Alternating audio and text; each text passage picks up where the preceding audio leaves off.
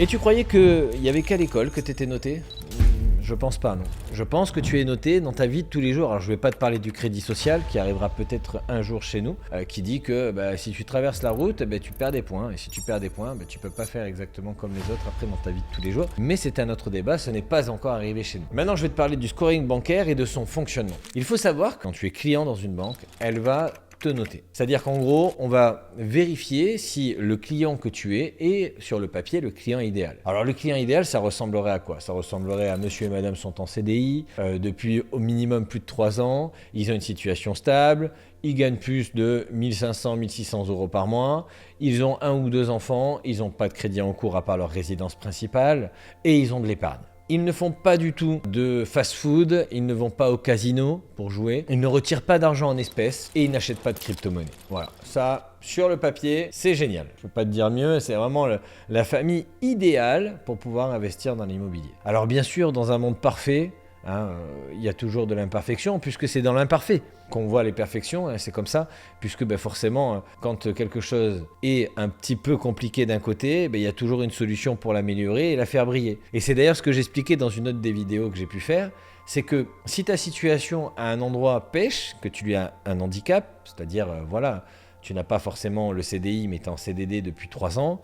Tu n'as pas forcément mis d'épargne de côté, mais tes comptes sont extrêmement clean, tu n'es jamais à découvert. Ça t'arrive par exemple de retirer de l'argent en espèces tous les mois, mais tu as un but précis et tu peux le justifier. Tu as fait un crédit à la conso pour une voiture qui coûte trop cher, mais de l'autre côté, effectivement, ta maison te coûte pas trop cher, donc tu arrives à rentrer dans ton endettement. Voilà. Aujourd'hui, il y a plein de solutions et il y a plein de situations différentes. Maintenant, sur le papier, pour avoir un scoring bancaire excellent, je vais te donner la méthode. C'est simple. Alors déjà, la première chose, ça serait de comprendre qu'il y a ce que tu peux modifier et ce que tu ne peux pas modifier. Ça veut dire que si toi, tu n'as pas de CDI et que tu as toujours aimé kiffer être en CDD parce que tu es payé plus cher, parce que tu peux changer quand tu veux, parce que tu gardes cette liberté de mouvement, etc., il faut déjà que tu assumes ta situation. Ne viens jamais demander un crédit au banquier avec la tête penaud en disant voilà, aujourd'hui, je sais, monsieur le banquier, j'ai pas la meilleure des situations, je suis pas en CDI. Bon, ça, c'est à bannir. Il faut toujours que ta situation soit un choix. Il ne faut pas que tu subisses ta vie. C'est-à-dire quand tu vas aller devant le banquier, s'il te dit vous savez, vous êtes en CDD, oui, et alors vous savez, nous, on préfère les CDI. J'entends bien, mais alors dans ce cas-là, si vous préférez les CDI, vous me prêterez jamais d'argent. Ah bon, pourquoi? Parce que, en fait, moi, je préfère être en CDD. Ah bon, expliquez-moi. Parce que quand je suis en CDD, déjà, je suis payé plus. Le fait, effectivement, que la société sache qu'il va y avoir une date butoir à laquelle mon contrat s'arrête, s'ils veulent me garder, forcément, il faut qu'ils me payent mieux, qu'ils me respectent, etc. Ça me permet aussi de pouvoir changer d'entreprise quand je le souhaite. Et vous avez vu, j'ai aucune difficulté à changer. Ça fait des années que je fais ça.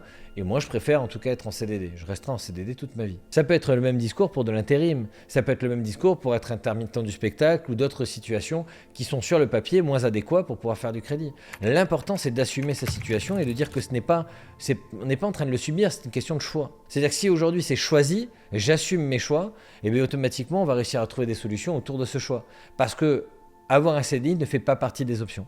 Et donc si ça ne fait pas partie des options, on ne va pas perdre d'énergie dessus. Le banquier ne va pas perdre d'énergie non plus, il ne va pas vous dire revenez quand vous aurez un CDI. Non, j'en veux pas en fait. J'en veux pas, je préfère ma situation comme ça. Ah d'accord, ok, bon écoutez, on va voir ce qu'on peut faire comme ça. Ah, voilà, c'est ça que je veux créer dans la tête du banquier. Je vais voir ce que je peux faire avec ce que j'ai, parce que de toute façon, ça ne changera pas. Par contre, il y a des choses qui peuvent changer, c'est-à-dire l'épargne que vous avez de côté, la façon dont vous traitez vos comptes, etc. Ça peut changer. Moi, j'aime bien expliquer à mes élèves aussi, les personnes que je forme, que j'accompagne, etc., leur dire tout de suite de cleaner leur compte. C'est-à-dire quand tu arrives au tout départ, qu'est-ce que je peux faire? Je ne peux pas augmenter mon salaire, mais comment je fais pour augmenter mon bénéfice? C'est-à-dire entre mon salaire et tout ce que je paye, comment je peux faire pour augmenter la somme que je peux mettre de côté tous les mois? Dans ce cas-là, je vais commencer à faire la chasse aux petites économies. Est-ce que je peux pas renégocier mon forfait de téléphone? Est-ce que je peux pas modifier mon logement? Par exemple, si je suis en location, est-ce que je peux pas prendre plus petit ou m'éloigner un petit peu pour avoir quelque chose qui me coûte moins d'argent? Est-ce que je peux pas renégocier mes assurances?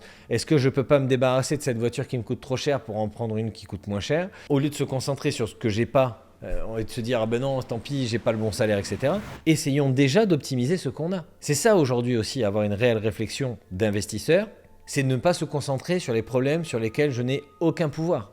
Si aujourd'hui je n'ai aucun pouvoir sur ces problèmes-là, je ne vais pas me prendre la tête avec. Par contre, si effectivement tout de suite j'ai la possibilité de pouvoir agir immédiatement sur ce que je détiens et ce sur quoi j'ai la main, il faut le faire tout de suite. renégocier, augmenter, réduire certains crédits, réduire certaines assurances, mettre en concurrence les différents fournisseurs d'internet, téléphone, etc. pour réduire encore la facture, ça peut être extrêmement judicieux. Et automatiquement, vous allez pouvoir mettre en place ce que les banques adorent, un montant que vous épargnez tous les mois en automatique. Dès le début du mois, vous touchez votre salaire, il y a une somme qui part sur un compte à côté. Et ça, c'est le rêve idéal de tout banquier parce que ça montre une stabilité. Si par exemple, il y a un mois, vous mettez 400, un mois, vous mettez 100, un mois, vous mettez 200, ça, les banquiers n'aiment pas. Même si vous mettez de l'épargne de côté. Les banquiers n'aiment pas parce que ça veut dire que vous n'arrivez pas à stabiliser votre situation. Et donc, automatiquement, il y a un des formateurs que j'avais suivi à l'époque qui disait il est important de se payer en premier. C'est-à-dire c'est ton salaire, tu le reçois, mais d'abord tu vas payer les autres. Tu vas payer ton propriétaire, tu vas payer ton crédit, tu vas payer ton crédit de voiture, tu vas payer l'eau, tu vas payer l'assurance. Donc c'est les autres que tu payes. Si jamais tu vas t'acheter des vêtements, des trucs, c'est encore les autres que tu payes, puisqu'ils touchent ton argent.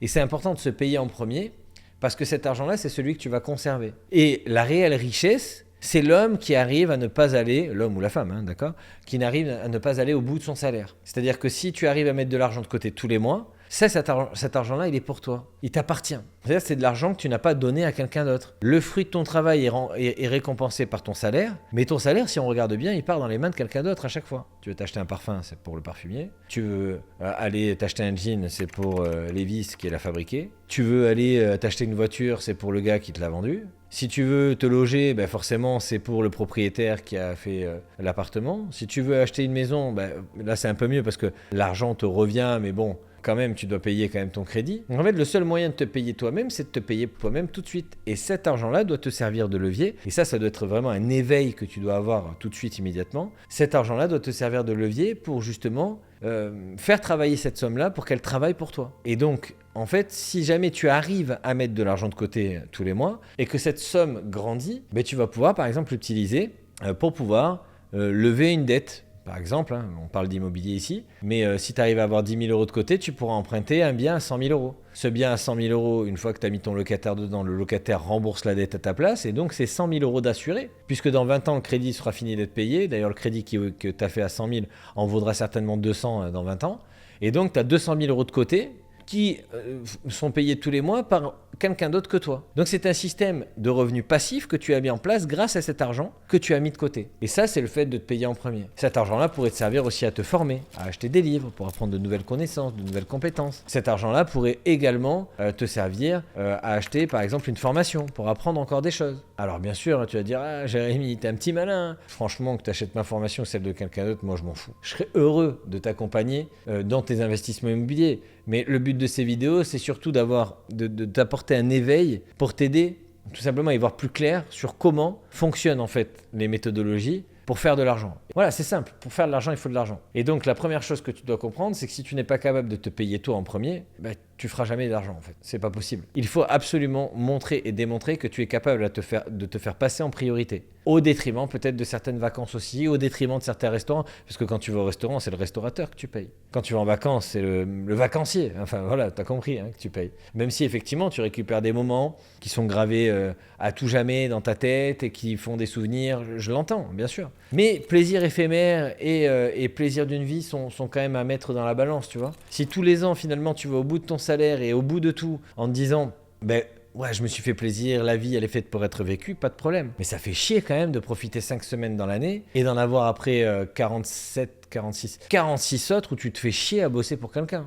Moi, je préférerais me serrer la ceinture, et c'est ce que j'ai fait, pendant 1 an ou 2, c'est-à-dire ces 5 semaines de vacances, on va enlever 5, on va même en mettre 7, allez. 7 semaines de vacances, ça fait 14 semaines sur 2 ans, mais je préfère les bannir pendant 2 ans et transformer ces 14 semaines de vacances en 14 semaines de travail. Et que le reste, ce sont mes vacances. Parce que j'ai mis des systèmes en place qui me permettent d'être libre financièrement. Donc en fait, c'est une question de vision. Le banquier, aujourd'hui, il a besoin de voir que la vision chez toi, ou peu importe, dans ton scoring bancaire, c'est comme si on regardait ton dossier, tu passes d'une classe à l'autre, tu veux changer d'école, on va prendre ton dossier, ok. Bon. Ouais, oulala, donc, il ne s'est pas épargné, il va au casino, il fait des retraits d'argent, on ne sait pas où va le pognon.